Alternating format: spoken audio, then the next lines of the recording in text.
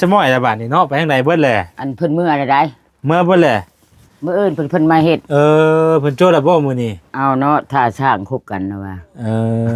เพิ่นเฮ็ดหยังใส่มื้อนี้แม่ตู้เพิ่นเฮ็ดเตียงให้นั่งได้บ่นั่งโอ้เฮ็ดเตียงบ่โดยได้เพิ่นอยู่ข้างใช่น่ะเบิ่งอยู่หา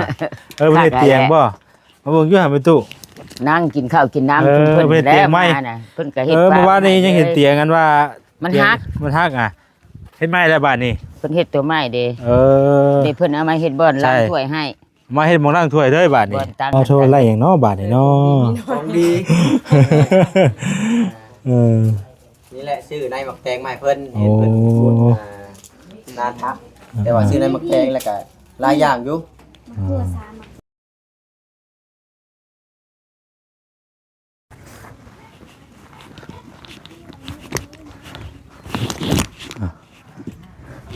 แม่ตู้แก้วเฮ็ดหยังเด้สบายดีแม่ตู้สบายดีว่าสิไปเอาน้ำกินโอ้สิไปเอาน้ำกินอยู่ไสอันนี้ให้กระทิงไปซื้อเอาน้ำกินให้กระทิงยกไปก่อนเลยสิไปเอานะโดยซื้อน้ำก้อนเลยอยู่นอกพุ่นแหละอันสิไปซื้อน้ำกินใครดอกบ่เวียงเอาล้อมาเลยจะเอาล้อยั่วบ่ใช้ล้อยังน่ะแม่ตู้เด็กทิ้งงูไปตีนเดียวเฮ้ยล้อตีนเดียวไปล้อตีนเดียวอันล้อแรงนะบ่ตีนเดียวปั้นคันให้คันหน้าเคลื่อนล้อแรงได้แม่ตู้ได้ก็เคลื่อนล้อแรงขออนุญาตเด้อคือมีสมอยละบาดนี่เนาะไปทางใดเบิดแหละอันเพิ่นเมื่ออะไรได้เมื่อเบิดแหละเมื่ออื่นเพิ่นมาเฮ็ดเพิ่นโจทย์ละบ่มื้อนี้เอาเนาะถ้าช่างคบกันนะว่าเพิ่นเฮ็ดหยังใส่มื้อนี้แม่ตู้เพิ่นเฮ็ดเตียงให้นั่งได้บ่นั่งโอ้เฮ็ดเตียงบ่โดยได้เพิ่นอยู่ข้างใช่น่ะเบิ่งอยู่หาเพิ่นเฮ็ดเตียงบ่มาเบิ่งอยู่หาแม่ตู้นั่งกินข้าวกินน้ำเพิ่นแล้วมาน่ะเพิ่นก็เฮ็ดเมื่อวานนี้ยังเห็นเตียงกันว่ามันฮักอ่ะเฮ็ดไม้แล้วบาดนี้เพิ่นเฮ็ดตัวไม้เด้เด้เพิ่นเอามาเฮ็ดบ่อนล้างถ้วยให้มาเฮ็ดหม้องล้างถ้วยเด้อบาดนี้บ่อนตังหันตักเลยคักแล้วเนาะโดยนี่เด้เพิ่นเฮ็ดไม้อันนี้บ่เฮ็ดไม้มื้อนี้น่ะเฮ็ดมื้อนี้ป้าคักอีหลีซะอันนี้โอ้เพิ่นว่าจักนอนก็นอนเพิ่นว่าในเรื่องเพิ่นว่าโดยเป็นเนาะผู้ไม้เรียงลำแบบไม้ดีนี่คักเตียงไว้นี่ก็ในเรื่องมันบ่มีบ่อนนั่งเพิ่นเลยให้เฮ็ดให้ไปบรรดาสร้างเพิ่นมากับพอได้นั่งกินข้าวกินน้ำเนาะโดยถ้ากินข้าวกินน้ำมันก็เข้าท่าแล้วแหละอยู่นี่เนาะโดยเห็นเด้แต่ก้าวไปเช่าอยู่พุ่นบัดนี้ผู้เจ้าเพิ่นมาแล้วก็เฮ็ดเอาไม้เช่าอยู่พี่จักแมตรกวงเติบเลยนี่กวงเติบใหญ่กว่าตัวนั้นติกวงเติบพี่น้องเอ้ยเนาะช่างเวียงเป็นผู้เฮ็ดช่างเวียงบ่มาเฮ็ดนี่โอ้ไว้เฮ็ดมื้อนี้เลยบ่นี่น่ะเฮ็ดมื้อนี้แล้วโอ้เฮ็ดมื้อนี้แล้วมื้อนี้เนาะไปตู้เนาะเฮ็ดนางเบิ่งอุ้ยผู้ชายบ่งานไปตู้ผู้ชายชมพื้นของพื้นบ่นี่น่ะไปซื้อมานี่ซื้อมามื้อนี้อีกบ่นี่บ่ชาติเพิ่นผู้นั่งกินข้าวแต่ใดเบาหลีมาแต่เฮือนเพิ่นผู้นั่งกินข้าวอันนี้ฮะผู้นั่งกินข้าวกินน้ำเนาะบัดกระเจ้าพักผ่อนกระเจ้าก็นอนน่ะแบบนั้นไปไล่ไปเฮ็ดเวียกเมื่อยๆสิเนาะโดยกันพากันมานั่งพักกลางเช้าอยู่นี้บัดนี้โดยแต่ก้าวนั่งอยู่หั่นบัดนี้แหละน้องแต่มาแล้วได้ผู้เจ้าเพิ่นมาเลยแล้วก็ว่านั่งอยู่ห่มเพื่อนน้องแต่หั่นเนาะโดยมาสนอยู่นี้บัดสร้างมันก็หลายคนอยู่เนาะสร้างมันแต่คนน่ะสร้างแท้3คนผัดโบสร้างเด้มันก็หลายคนเติบบอกมาเข้าเพื่อแล้วผัดมือว่าสิอ้อมครบมากินเพิ่นว่าบ่กินแล้วก็มื้อกินเฮือนไผน่ะชุมบ่าวกับบ่าวเวียงหั่นแหละว่าสิอันเฮ็ดให้กินชวนกินโดยผักมุนๆแล้วคั่วนะเฮ็ดผัดว่าสิพัดกล้วยเพิ่นกินเพิ่นว่าเอาไว้กินช้าเพิ่นว่าสิมากินเฮือนเอ้ยเนาะเฮ็ดนั่นแหละกินบ่ซะปองปลาบ่เพิ่นบ่าวเวียงก็แบบเมื่ออันเพิ่นเก็บเฮ็ดก่อนทางมื้อเช้านี่ก็เฮ็ดออกแล้วบ่นี่แม่ตู้ออกแล้วแล้วก็เจ้าเลยจำอยู่เนาะอยู่แถวนี้ก็มีบ่เฮ็ดมีแต่แถวลุงจังหน่อยก็ได้ว่าได้กินเฮ็ดปวกได้นี่เนาะโอ้ยบ่ทันเขาดอกเขาการกลางคืนมีแต่กลางคืนมาอยู่นี่10 ปีได้กินเฮ็ดปวกเท่าเดียวบ่มันบ่จักบ่หาบ่ทันคนในกับปานนั้นเนาะเขาการกลางคืนเจ้าไปหาซุมื้อนี้กลางคืนก็เจ้าก็ยังหาคือเก่าเนาะกลางคืนนี่แหละหาหลายซุมื้อนี้กลางคืนก็ยังหาคือเก่าปกติก็ตอนเช้าเนาะตอนเช้าตะกี้ไปตั้งแต่เช้าตื่นเช้าตื่นแต่เลิกไปหาแต่ก่อนเนาะเดี๋ยวนี้บ่ได้ชนนั่นก็ตอนเช้ากลางเว้นนี่ เขาหา คืน จะหากินกลางคืนหน่อไม้หน่อมัน ตลาดแม่นอีจันทร์ก็ยังที่กลางคืนได้ซุมื้อ คืนนั่นแหละบัก อ่า เป็นของแข็ง บ่แม่นสิว่า โอ้ย ไป มันบ่คือ ตอนยามกลางเว้นตอนเช้าสิเนาะ หน่อไม้หน่อมันเข้ากันเอาแห้งได้กว่าดอกเฮาไปกลางเว้นมันสิได้ไปเช้าก็เอาเบิดแล้วได้กับตัวเขาบ่เห็น ไปผู้ใดไปไว้ก็ได้เนาะผู้ใดไปซ่าก็แม่นผู้ใด แล้วกับได้กับผู้มีรถหั่นแล้ว อ่า เขาไปไก่เขาได้ขายดอกกระจอกกระเจียวเฮาปัญหาย่างกลัวไปมันสิได้เพียง เออ พอกินอยังเงี้ย บ่ค่อยมานดอกพี่น้องเปอร์เซ็นต์ไปเนาะ บ่ได้ดอก บ่ค่อยมานปานใด คันว่าแถวทางแบงน่ะได้ ถ้าประมาณก็คือกันย่างแถวตลาดก็สิมานอยู่แถวตลาด ทาง มันแพง มันหนักแพงได้โอ้อึ้งได้ไหมตู้อึ้งนี่ก็แพงได้ มันมาแถวพระลานได้ โอ้ มันแม่นโลแสนปลายพุ่นเลย ยังบ่ได้กินอยู่ได้ปี แส นี่ นปลา นะ ยชงแสน กินเมื่อวานนี่กินน้ำน่องสายฟ้า ประมาณอันครึ่งโต บ่โตเจ้าก็ เอา จะ กิน ปิ้ง มัน ได้ ละตัวหนึงว่าเจ็บกระดูกกระเดียวนี่ บางคนก็พิษได้ พิษและพิษประดุงนี่ละ อ่ะ แห้งเดียวนี่หั่น เกี่ยวกับคอน่ะพิษ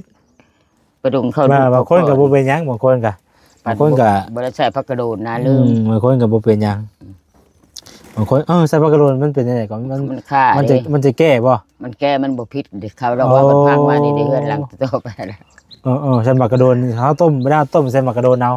ใบแก้มันใบหนึ่งทิ่มใจ โอ้ น้ำมันสิขุ่นต่อแล้วมันแก้ อั ตั น ว นี้ น้ คือสูตรแบบว่ากินแต่บ่พิษเนาะ ำบ่พิษประดุง บ่พิษแต่ว่าประดงบ่พิษคอเนาะ แม่น ก็ดี เขา เนาะ เจยกฟังเขาในใส่ตัวเราบ่ใช่พักกระโดนว่าโอ้ยมีแต่เครียดตัวเองเครียดน้อยหนึงเนี่ยเอาอึ้งตัวเดียวหนึงเฉพาะจังนอนบ่ได้จนอยากตายว่ะเจ็บประดุง บางคนกินกับพิษประดงเนาะ จะออกไปชื่อยาดีประดุงนี่เนาะนี่ เออ เดี๋ยวเฮือนหลังตัวนั้น เป็นไรก็เป็นเรื่องคอเรื่องหยังกันแล้ว โอ้ยประดุงข้อนี่เท่านั้นเนาะเป็นไปเบิดละย่างลายไปเจ็บแอวแต่ว่าบ่ได้ลงวัด2-3 เดือนแล้ว ช่วงนี้ก็บ่ได้คอยไปทางใดที่มีตุ บ่ได้ไป อยู่เฮือนปกติบ่ค่อยอยู่บ่เฮือนนี่ ตะกี้ได้ อ่า บ่ได้สู้อยู่แล้วเนี่ยไปหากิน ตื่นมาก็มันไปแล้วเลยเนาะ โอ้ยหลังบ้านก็บ่ได้นอนพี่ นอนพุ่น เออก็แล้วก็คือในช่วงนี้ก็พอดีทางเพิ่นก็มาเวียกอยู่นี่เด้ แม่น เฮาก็อยู่เนาะ ข้าวถึงน้ำอยู่เพิ่น อ่า กินอยู่หันบ่ได้ไปใส่สู้หากินดอก อืม ตั้งแต่ตั้งเฮือนน้องแต่แล้ว แล้วก็คือในอยู่ในกินกับหลายคู่หลายคนเพิ่นมาเพิ่นก็นั่นนี่มาต้อนเนาะก็บ่ได้อยู่ได้กินไปนำไป บ่ ตัว ได้อ เนาะ ยู่ได้กินภายสิอยากไปบ่ โอ้ย เมื่อยก็แล้วเนาะ อ้าวแสงแดดไม่ใช่ธรรมดาเนาะแต่ย่างบ้านน้อยมาพี่ก็สินับเพียงคำกบผู้ลงไปทางผู้ เอ เลาะห้วยผุนไผบ่เห็นบ่าวลาวจนละจื้อถามลาวลูก บ่เลยก่อนนะไปตลอดได้เนาะไปตัวเนาะ หลังบ้านลาวจนช้อนรถจักรมาส่งเพิ่นเราคิดจักรกันโอ้ย เอ ลาวจนว้าวดีใจน้ำลาวยังว้าวอยู่ อ่า พายกระตาแล้วบ่มีพายแล้ว คันว่าพายกระตา จัง ตร แต่ งจัก บ่ ยา ได้ ง กับ จั เพิ่ ก น เสียม นึกว่าเพิ่นบ่ได้กับรอสร้างทั้งนั้นนะนี่ก็เนาะ แม่นโลช่างบ่เวียงคลาทิศเผื่อก็ได้อยู่ผัดถ้าช่างมาเอา อ๋อ บอกลาวนะ ก็คือเฮือนหัวแหละดิลบผู้เดียวลาวเลย อ่าถือว่าคือสิบ่เป็นอย่างแรกบัดนี้เนาะ ลาวรับประกันเลยบัดนี้ ซิลิโคนบ่เพิ่นใส่ซิลิโคนบ่แม่ ฮะ เพิ่นใส่ซิลิโคนติดใบบ่ แม่น คือสิแม่น เบาลิไปชื่อ อ่าโดย กำไม้มันก็ยังห่างนะก็ไม่ชื่อว่า มันก็คือว่าหั่นแหละเนาะ แม่น มันจะเฮาเฮ็ดใหม่ว่าซั่นซะ ผิดพลาดแน่ อ่า สัตว์สิติยังพลาดเนาะว้าว บ่ว่าการเป็นเอาทุกอย่างมันก็มี แม่น วิธีแก้ของเนาะ เด็กแก้เลยเด้เรียบร้อยเบิดเลย ปัญหามีไว้แก้ มันก็ต้องแก้ได้เฮาเฮ็ดได้เฮาก็ต้องแก้ได้ แม่น อ่า ทุกสิ่งอย่างมันหมปัญหากันเฮาเฮ็ดได้เฮาแก้ได้นะ ทุกสิ่งเนี่ย แต่ว่ามันเกินมันก็บ่เกินนะวะเนาะ อ้าวบ่เกินความพยายามนะแก้ไขกัน เป็น ไป ด มั อก น พี่ ได้ น้องเอ้ยได้อยู่ดอก ส เนาะ บายแล้วบัดนี้ โอเคแล้วพี่น้องเอ้ย ม่วนน้ำขาวเด็กน้อยนี่ขึ้นอีกก็กระทึกกระต้องเดี๋ยวโหจุ่มอยู่หมู่เขามาลิ้น มือเพิ่นมาเล่นนํบ่ แม่แล้วคนมาลิ้นเขาก็พากันเหมือนกับชื่นโหเท่ๆอยู่สิเป็น โอเคแล้วแหละบัดนี้เนาะ โอ เบิ่ง เคบ่มีหยัง บ่มีหยังกะ เข้าใจกันดี นั่ง นั่งตารางนี่แหละเตียงหักเมื่อคืนนี้เป่าเข้าจะเอามา เลยทึกน้ำเลย มันหักเลยเตียงค่ะ เอ้า มันฮักบ่แม่ตุ อันมันฮักแล้วมันเอ็ดลงโดดจะได้ เออ มันมีผู้เจ็บผู้ปวดเอาต่ำๆหนึงเนาะแลบลงซื่อๆบ่าเวียงมาเห็นโอ้ย ว่าใส่เตียงฮักลงไปเลยบัดนี้ฮักเข้า เบาเข้าเบาแสน เตียงจนฮัก ต ดิ กน้ำเนาะ เอ้ยเนาะ นี่เราก็เลยเอามาเฮ็ดบ่อนอันนี้ให้เราเฮ็ดใหม่ให้แบบนี้แต่ว่าพ่อได้นั่งได้เช้านี่ พอได้อยู่ได้เช้า เอา พัก กลาง ผ่อ คื น นตู้นี้ออกมานอนนี่ก็ได้แล้วว่ากลางคืนคันฮ้อนอยู่ได้เราว่า มันก็ ญา มี ติ เตียง หลายคน ให้พัก เที่ยง กลาง ก็มาเที่ยงก็มานี่ เราก็สิมาอยู่นี่ มาลูกมันมาแล้ว อันนั้นอยู่พุ่นไหนอยู่เฮือนไผจ้ะ น้าสาวมัน อ๋ออยู่เฮือนกับเจ้าบ่ เฮือนน้าสาว เฮือนน้าสาว เฮือนน้าสาวก็คลิปครอบครัวยังบ่เต็ม โอ้ เขาก็ไม่เบิ่นบ่ทันได้แล้วครับเฮือน มันก็หลายคน อยู่ มันก็ หลัง คือว่าเฮาอยู่หลายคนมันก็บ่นั่นเนาะ แม่น วันนี้น่ะเพิ่นสิเพิ่นตะกี้เพิ่นบ่มีผู้ใดมานอนเป็นหมู่เพิ่นน่ะ ๆโอ้ยลูกมันบ่ให้อยู่แล้วเนาะ อันนี้น่ะคือแบบเพิ่นกับลูกกับผัวเพิ่นน่ะป้ากันแล้วบ่ โอ้ยป้าแต่ปีกาย เออ จนเขาไปส่งเขาเดือนฮอดชาติ ผัวแล้วเป็นคนบ้านใดก่อน นี่นะดงพุ่งไทยด อ๋อง พุ่ง บ้านหลวงพุง ดงพุ่งดงพังนี่นะ เพราะฉะนั้นก็บ่ค่อยจื้อปานใดลูกผัวแล้วหน้าตาเป็นจังไดลืมเล โอ้ ย ยหน้ากายดังคมคือฝรั่งนะ มันก็หล่นเลยลืมเลยว่าหน้าตาเพิ่นเป็นจังไดพี่กันทันได้เพิ่นกันเนาะ อันเอาผู้นี้จักปีบุละอันพวกกกได้อันอยู่พุ่นนะพวกกกชาวเทืองได้ อืม พุ่นน้อยขาวๆอันจบเจียวกูคนดอกพวกมันน่ะ เออบ่แล้วก็เรา นั่นก็จังมาขอคืนมันก็บ่เอามันบ่ชนบัดผู้นี่ส่งนี่ก็จังมาขอคืนเด้ มันบ่เอาฮิบเศร้าเทืองว่ะพออยู่แล้วอยู่ไป ลูกใหญ่แล้ว เอามาโชว์พี่ช่างบอกมันนะ อ่า เป็นคนเจ้าได้ไม่เท่าว่ะ อืม เอาตัวเอามาผัวลำต่างได้ว่ะ มีลูก เศร้า มีครอบมีครัวแล้วก็มันก็ ต้านมันยาก มันการใช้ชีวิตมันก็บ่คือเก่าเนาะ เอ้า อ่ คันว่าเขา ถูกต้องปรองดองกันตลอดมัน จบ ก็ คนดีกับใครอยู่นะมันท่องหลายมันเลือกบ่ได้แล้วคู่มือนี่ฮะ ชั่วโมงนี้มันก็หายากเนาะมัน โอ ตัวเนาะ ้ย คนแบบ ลูก คนที่ ก็ ว่า หากุ้ง สิได้ใจ ได้ เฮา ซ้ํ ดีก็ นี่ ได้ หั่นผู้น้อยก็ใหญ่แล้ว อืม สิเอามาโชว์เพิ่นอยากเล่นแล้วเล่นไปบอกฮะ เพราะว่ามัน โซ่ ก็ พี่ช้าง มันบ่เป็นรักเป็นแรงอย่างนี้เนาะ เอาไปก็ไผเขาเชียกมาอันนั้นนะบ่ลูกเฮาก็หลายเนาะหนึ่งมาเฮาก็บ่มีสมบัติไปซะ อ่า อ่านขึ้นเอาเทืองว่ะ อ่า ตัวเองละคุมเลยๆนี่คุมให้มานี่จังมานี่ อืม ลูกมาก่อนแม่เฒ่ายามใดก็ลูกมาก่อน อืม ลูกมามันก็ฮุบมา ลูกผู้หญิงบ่คือผู้ชาย ชายทั้งเบิด4คน อ๋อแล้วมีลูก4คนหมุนบ่ ผู้หญิงผู้หนึง5คน ปอมีลูก ผู้หญิงแล้ว 5 นะ คน สาวเอาไปเลี้ยงอ่า อ๋อ ลูกกับตาแล่นี่คง มีลูก5คนผู้ธรรมดาเลยพี่น้องเนาะเราก็ แต่ ได้ ใครลูกใหญ่บ่ลูกมีมกมีใจอีกแบบนี้ก็ไผบ่ชะอ่อนบ่ คือบ่แล้วก็เราก็ชื่อสิได้ลูกแต่น้อยเติบเนาะแล้วก็เป็นลูกจนลูกเต้าจนใหญ่เนาะ แก่เติบแล้ว30ปลายเข้า40คนละคนดา แต่ นักคนด ลูกตัวใหญ่บ่แล้วเนาะเราก็ ำ เนาะ โอ้ยคนดำคนขยันขันแข็งซื่อๆคนดำมันนานเท่าได้ อ่า บ่คือได้คนขาวมันเท่าไอ้ ๆให้เราใส่พี่น้องอยู่แถวนี้ก็ ม่วนชื่น มีมูลซื้อแน่แล้วก็ครับหลายคนหลายคนอยู่ใกล้กันแล้วก็มี หลายคนมันม่วน มันมี นะ สวนอ้อยเด้สวนอ้อยสวนยางนี่ต่อไปก็มันก็มีพอได้มีเวเฮ็ดอยู่เนาะ ส่วนอย่างโอ้ยบ่อึดนะพุ่นบ่อึดเรียกเฮ็ดนี่ เออ ก็ได้มีแห้งบ่แซน เพราะว่ามันอยู่ใกล้สวนยางกับสวนอ้ อั อน ย นี้ เด้ หันบอกแล้ว พอได้เฮ็ดอยู่เวียกงานอยู่แถวนี้ก็ โอ้ยบอกเจสวดนี่คันเราสิบอก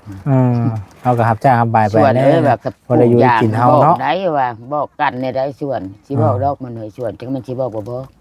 เอาก็พอได้อยู่ได้ แสนไป200,000เฮ็ดเวียง200,000ยังยากนะคู่มือนี่ โอ้ยาก เอา เลย บ่จักเฮ็ดหันนะ จ้างก็ต้องจ้างก็ต้องได้จ้างแพงช่วงนี้น่ะ โอ้ย เอาบ่จ้างแพงคนก็บ่อยากไปบัด บ่ นี้ เฮ็ด อ่า สิได้เด้ว่าสิได้บ่เถื่อบ่แห้ง เพราะว่าเป็นหยัง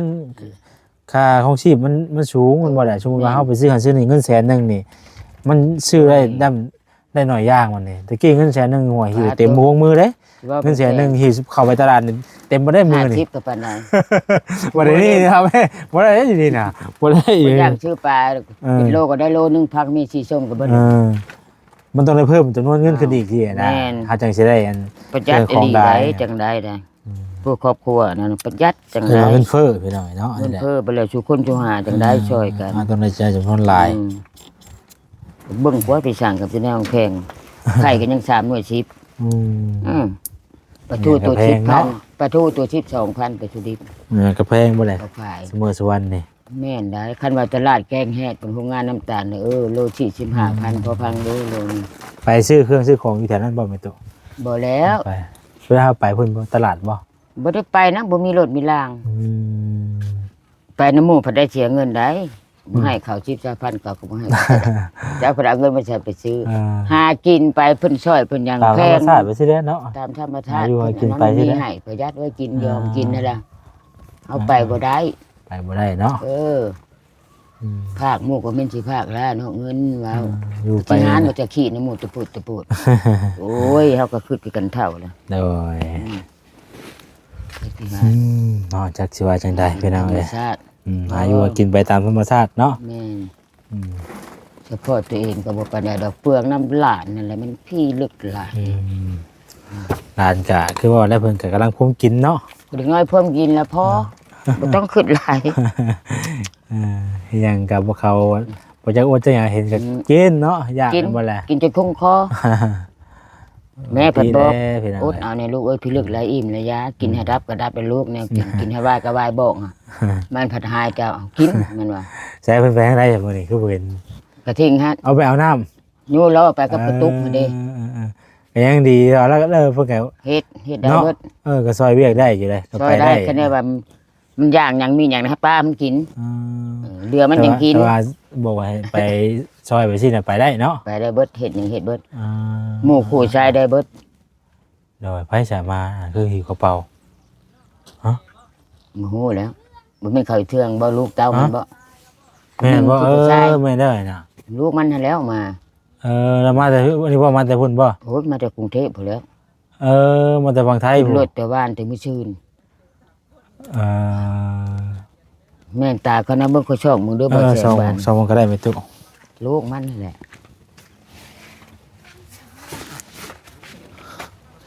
ก็ลูกมัน เทือง แล้ว ไปหน่อยเนาะลูก ลูกนางเทือง มาแต่ แหละ หาเงินมา เจ้านำเจ้านายก็หันกันมา เงินบ่แม่นธรรมดา ฮะ เงินบักหลายหมื่นสองไอ้น้อง ใช่แม่นบ่ไม่ตุกชื่อเพิ่นอยู่บ่แม่นบ่ ทันเห็นซ้ำนะ ผู้ชายได้ ฮะ ผู้ชายได้ ผู้ชายได้ไม่ตุก แม่นคือผู้ชาย แม่นแล้วบ่มีไผหร แม่ อก นบ่แม่นบ่ลูกสาวเทือง ผู้อื่นไผสิมาอื่นเอาเว้า ลูกเทืองบ่เด้แม่นเลย เออ แม่นเลย เพิ่นมาแต่หาเงินฝั่งไทยบ่ ก็ไปหาเงินหาคำ มาเฮ็ดนาบ่ ทำนำข่าวเด้อ ปีกายนี่เขาก็เฮ็ดนาก็เฮ็ดนาคู่ปีแล้ว บ่ ดีลูก หน้า เต้า เพิ่นอยู่ไส นาบ้ามานนี่เด้ เออ แม่นเลย เพิ่นก็ใหญ่เบ่แล้วลูกเต้าเพิ่นก็เนาะ โอ้ยใหญ่เบิดล่ะ เอาบ่ช่วยบือช่วยยาเด็กน้อยอันนี้เขากินแต่ข้าว ดีแล้วไปหน่อ เสี ย ย เนาะ เงินโทรศัพท์มาแล้ว อ่า ธรรมดา อ่า อันเด้ โดยธรรมดาเนาะเรื่องสมัยนี้มันก็ดีบ่ได้เลยพี่น้อยโลกโซเชียลเนาะมันก็ต้องได้เล่น มันนี่เด้ ใครก็ต้องได้เล่นเนาะ เอาคือผมยาวจัง อ่าโอ้เพิ่นเด็กเทพเนาะเพิ่นก็ต้องไว้ผมยาวหน่อยหนึงแหล้วบ่อ่า บ่พออายบ่มักไปจมคง อืม สองคนบ่กินนี่ แม่น แม่และสองไอ้น้อง ลิงกับถ้วยนี่ เออ แม่มันคือสิบ่ฮู้เนาะเขามาพี่เลยเขาบ่ได้แวะพุ่นเลย กลับมาพี่เลยเนาะ มาเพื่อนเขา กำ ไป ลัง แล้ มาว ฮอดพอดีเพิ่นก็เตรียมมามื้อนี้เนาะ แม่ ไปได้วันนี้ต่อไปก็สิได้มันนั่งอยู่พี่ละบาทนี่ได้เนาะ เปิดดอกนาง เสียอูมันแขนอยู่ตารางนั่งเตะ โอ้ เอเอาเข้าใจหลายๆแล้วไปตู้เด้อ โดย ดีใจน้ำหลายๆเด้อเนาะในเฮือนในชาติ ก็ ใหม่ ขอบใจน้ำเจ้าหลายๆ มันเป็นยังไปตู้ขอบมุกขอบใจหลาย น้ำกัน ๆโดย โอ้ยังว่า ตู้แล้วก็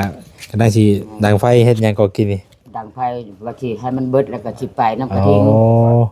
บอกว่าอยู่หั่นท่า เจ้าถ่ายอยู่จักเนาะ แม่ไปน้ำหลักแม่จะเอากระติกไปใส่น้ำก้อน5,000ดอก เข้าใจนะไปตู้เนาะโดย แต่ก็สิข้าวกินน้ำหรือยังเนาะ โดยบ่เป็นหยังพอให้กิน ให้กิน โดย เพิ่นบ่กิน โดยบ่เป็นหยังไปตู้บ่เป็นหยังเด้อขอมุกขอบใจหลาย เขาบอกก็ใจหลาย ๆโดย แต่ก็มี เออ ลาทงอยู่เด้ แต่งให้เมียไปนี่ จักและ ในมันหันลุงทางสบายดี เด้อ สบายดีโทรไล่หยังเนาะบาดนี่เนาะ ของดี เ นี่แหละชื่อในหมักแตงไม้เพิ่นเห็นเพิ่นพูด